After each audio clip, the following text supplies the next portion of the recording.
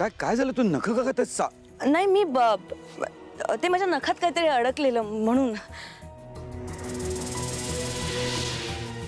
तू perfume लावलायस का? नाही मी नाही. अगं हो, किती छान सुगंध येतोय. अहो पण मी नाही लावलाय. बाबा हा? प्रेमाचा सुगंध. कोणाच्या? बाबा दादाच्या चेहऱ्याकडे बघा ना.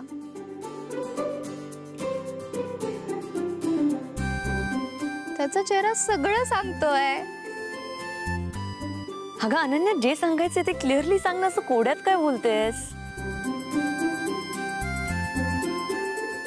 माया, तुझ्यासाठी ना आनंदाची गोष्ट आहे. दादाने मीरासाठी जे गिफ्ट आणलं होतं ना, ते फायनली तिने एक्सेप्ट केलेलं आहे. काय सांगतेस काय अनन्या? हो. चला, कुठेतरी सुरुवात झाली म्हणायची. दादा, हे बघ, तुझं वहिनीवर प्रेम आहे ना, हे आज तिला सांगून टाक. काय बोलता बाबा? बिलकुल. एक मिनिट. प्रेम बिम काहीच नाही. मी तिच्याकडे फक्त ॲज अ फ्रेंड बघतोय. ओ, फ्रेंड म्हणे. बाबा मला सांगा, एखादा फ्रेंड जर गिफ्ट घेत नसेल तर पॅनिक कशाला व्हावं ना माणसाने?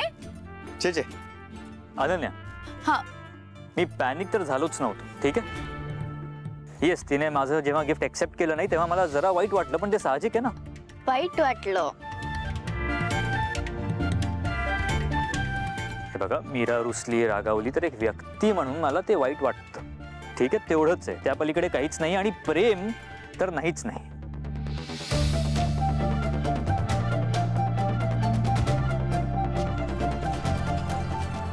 अथर्व, बाळा, हे जे काय तू सगळं बोलतोयस ना, यालाच प्रेम म्हणतात. एक्झॅक्टली. बाबा,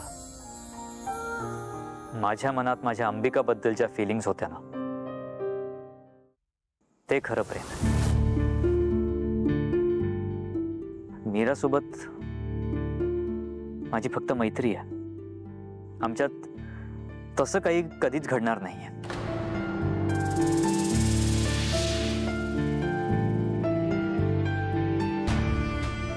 अथर्व, तसं होत नाहीये, कारण तू स्वतःला थांबवून ठेवलेस.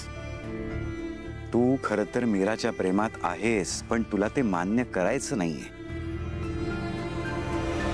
पण जर त्याला फिलिंग्सच नसतील तर म्हणजे मला असं म्हणायचं तर आपण का फोर्स करायचं ना अथर्वला?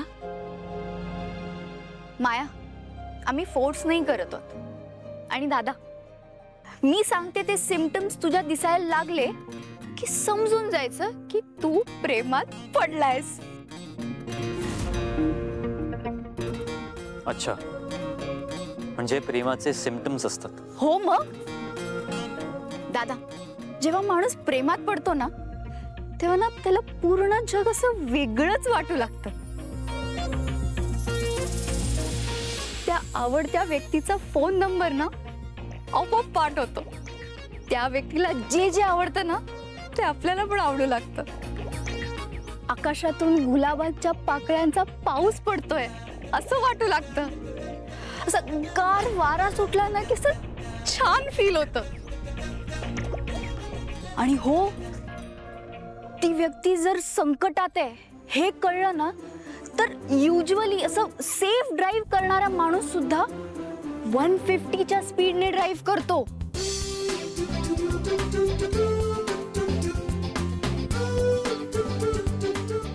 आणि हे त्या माणसाला कळतच नाही. वाव.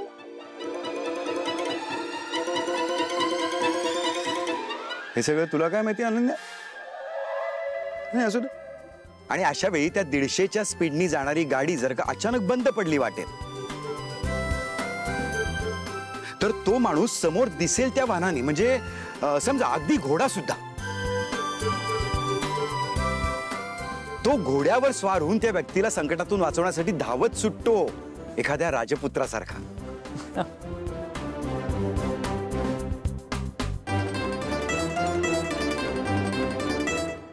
बाबा, मी आणि मीरासाठी एक घोडा चालवणार.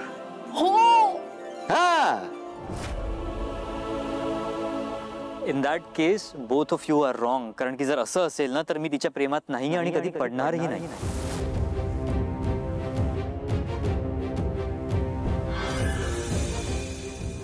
बाबा हा बघा हो. अरे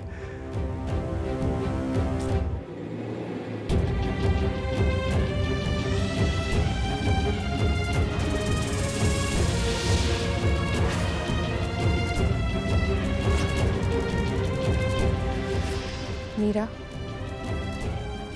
अगं अथर्वना थोडा वेळ दे. ते तुझेच आहेत आणि तुझेच राहणार.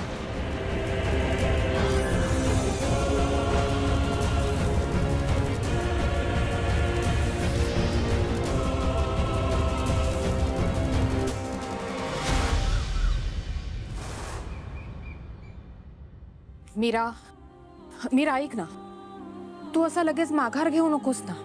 हे बघ, प्रेम मिळवायचं म्हणजे थोडा त्रास सहन करावाच लागतो ग. आणि माझ्यावर विश्वास ठेव. अथर्वचं सुद्धा तुझ्यावर प्रेम आहे, फक्त त्यांना ते बोलून दाखवता येत नाहीये, एवढंच. प्रेम नाहीये हे बरोबर बोलून दाखवता येतं ना त्यांना. बघितलंस ना काय म्हणाले ते.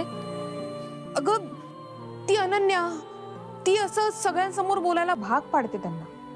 त्यांचा स्वभाव नाहीये ग असा. ते लगेच ओशाळून जातात आणि मग हे असं काहीतरी बोलून बसतात. ताई प्लीज, किती बाजू घेशील का त्यांची. हे बघ, मला ना त्यांच्याकडून आता काहीच अपेक्षा नाहीयेत. तू म्हणालीस म्हणून मी माझं प्रेम व्यक्त केलं, तू म्हणालीस म्हणून मी अपेक्षा पण ठेवली, पण आता नाही. हा, समोर दरी असेल ना तर माणसाने पुढे जाऊच नाही.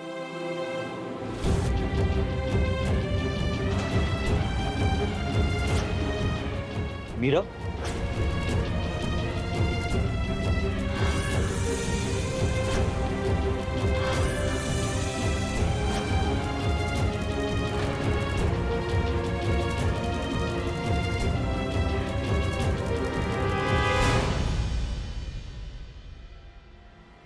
कोणाशी बोलतेस तू? जसं तुझ्या बहिणीला झोपेत चालायचा आजार आहे तसं तुला एकटीला बोलायचा आजार आहे का?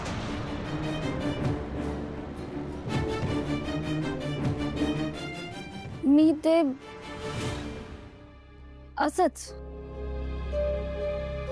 मीरा, एक ना एक दिवस तुला सगळ्यांना सांगावंच लागेल की तू माझ्याशी बोलतेस ते. फक्त तोपर्यंत तुझ्यातली आणि अथर्वमधली दरी कमी होऊ दे, एवढंच.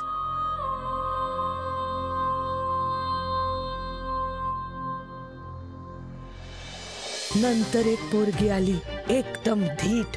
आणि ती व्यक्ती म्हणजे अहिल्या वेसकर.